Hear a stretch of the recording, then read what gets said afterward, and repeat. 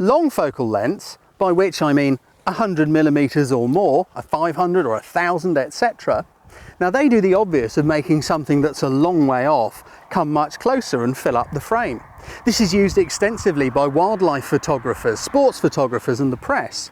But there's also a bit more to it than that. Let's just take a look at that zoom once again. Now, I'm sitting in the middle of your picture like a little tiny pea, and as I'm getting bigger and bigger and filling the frame, so this rock is sneaking up behind me. And it's starting to get bigger too. It now looks as though it's right smack behind me. Even the top of it's been cut off. But how could you use that technique in your photography to take better pictures? You see these stones, they're all spread off up the hillside and the evening light looks amazing, but it's kind of a flat, open kind of a shot. If I shoot something from here, it's okay, but it's a load of old nothing. Now using this compressing, the way that stone came up behind me, we can do it with these stones themselves. Now, you see this big stone that's about here. We're going to use that as the foreground of the shot. That's going to be our focus, and we're going to do it by using a long focal length. So I'm going to set this out to 275 millimeters. Now, I want to get down low over here. I've got to be a long way from the stones. This is about not being lazy. Don't just get up close to something and zoom around and go click. Set the focal length according to what you want from the picture, and then move yourself away from the subject. I'm a long way from that stone now. Now I'm going to get down low because I want to get a bit of this grass just kind of looking through it, and I want to look at that beautiful evening light just kissing the stones, and we've got all the stones in shot. If I was to try to do that same shot with a wide lens and get up close to the stone, look at this. It's just, there's nothing to it, is there? The stone's big and it's powerful and it's dramatic, but we've lost all the others behind it.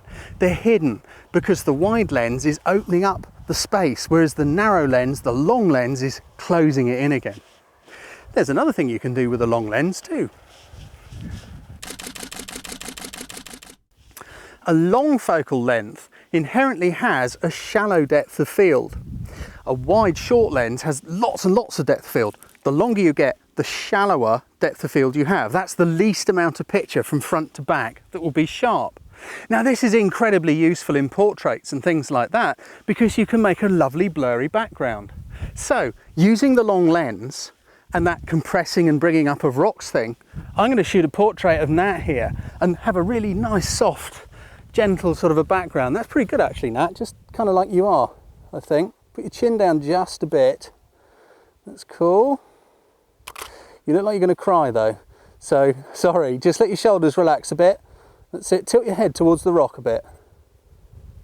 That's better. That's great stuff.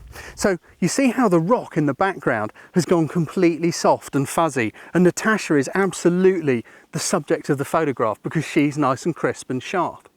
By using a long focal lens with a wide aperture, that's a low f number like f5.6, f4, f2.8 if you can afford a lens with that wide an aperture is fantastic for this. Portraits, long lenses, they work brilliantly. There's just one more thing I want to show you. Close-ups. Provided your long lens will focus in close enough, on this one I can get into 0.49 of a metre, that's 1.6 feet. That's pretty close, that's only about that far away from the front of the lens. Provided you can focus close enough, you can do some beautiful macro close-up photography with a long lens. Now the purist will say you should really use a macro lens.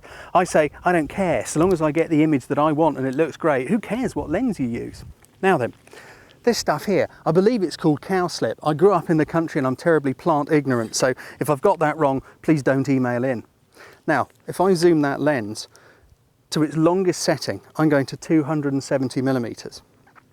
I'm going to focus as close as I can. Often the best way of doing this is to use manual focus and set the focus to its closest distance so that it's already there. And then you get the focus by looking through the viewfinder and moving yourself backwards and forwards until what you want to take a picture of comes sharp. Here we go. Look at that, fantastic. Let's get one in the middle. just moving up and down. It's very tricky on a day like today. There's a slight breeze, and that makes the plant wobble around a little bit. And every time it moves itself out of focus, because your depth of field, like this, has got very, very small indeed. Let's take one from a bit further back. Look at that, it's beautiful. Notice I'm shooting into the light as opposed to over my shoulder. It looks so much nicer. So, look at those. Aren't they gorgeous? Evening light on the cowslip, or whatever it may be. Long lenses, very, very versatile. You can shoot portraits with them, you can make soft backgrounds with them, you can move the environment around and make things come up sneaking behind you with them. What more could you ask from something to stick on the front of your camera?